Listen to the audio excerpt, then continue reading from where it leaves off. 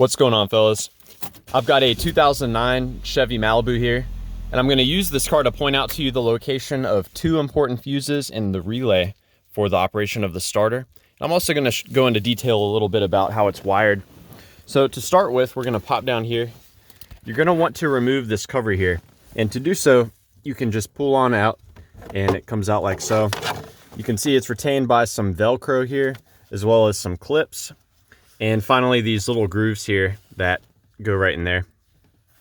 Now, the fuse we're checking in here is a 2-amp fuse, and that is actually what sends power to the ignition switch.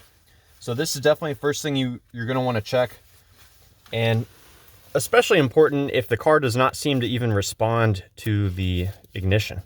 So you're going to need some little pliers like this, or you can use the provided fuse puller right there. And the 2-amp fuse is this one right here, right underneath this relay. Pull it out, check it to see if it's blown. If that is blown, there's a number of other 2-amp fuses here. I recommend using the one right all the way at the top on the right. That's not really a mission critical one. I believe that's for the power mirrors. So let's head under the hood, and I'll point out to you the actual starter relay as well as the starter fuse. So on the driver's side here, there's a cover you're going to have to remove, and you're going to do this by pushing in on some retaining plastic tabs there. This whole cover will come up and then pull out like so.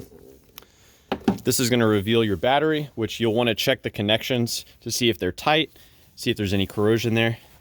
And the fuse box cover you remove by just pinching these two tabs and lifting up. So this is going to reveal a number of fuses and relays. Now, the fuse for the starter is going to be this 30-amp J-case fuse, and it's going to be stuck in there pretty good, but you should be able to remove it after you wiggle it a little bit while you're pulling up. And these really don't go bad often. Normally there has to be a short in the wiring for this to blow, and you can actually look through the top and see if it's blown or not. As you can see, that this one is in good shape. Now, this fuse constantly provides power to your starter relay, which is this relay right here.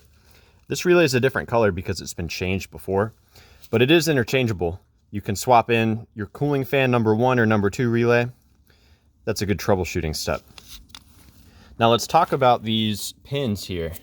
I've got them color coded, and I want to mention first the pin on the upper left. That's going to be the reddish pin. That is where the power comes in from that fuse. And you should be measuring power there constantly, even when the key is not in the car. So you've got power constantly coming in at that pin right there. When this relay is energized, the relay takes the power from this pin, which comes from that fuse, and it sends it here to this pin. This is the pin that actually goes directly to the starter. So as a troubleshooting step, you can apply power to this pin, and that should energize the starter and get your starter turning over, assuming the battery in the starter is in good shape. Now, this relay is controlled not by the ignition switch, but it's actually controlled by your engine control module. So the engine control module receives inputs from your ignition switch and decides whether or not to turn on the car. And it does that by providing a power to this pin right here. So the power comes in from the engine control module here. That works with a constant ground at this pin, and that's actually what energizes this relay.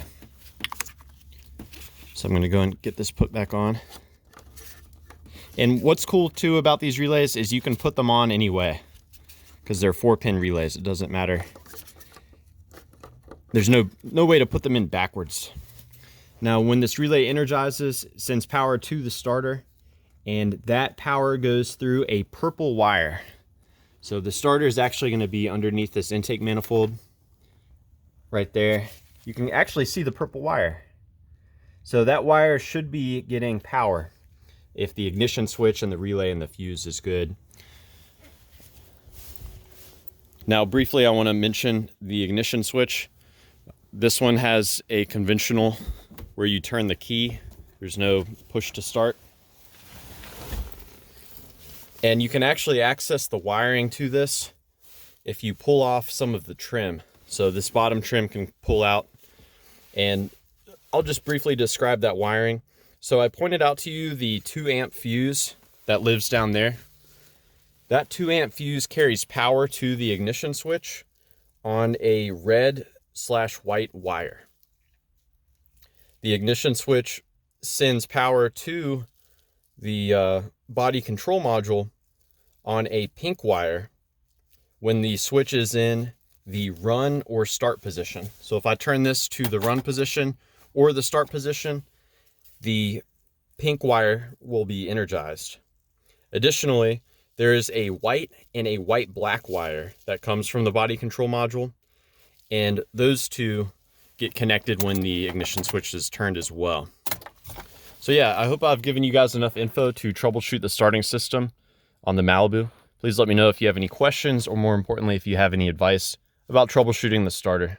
Thanks for watching.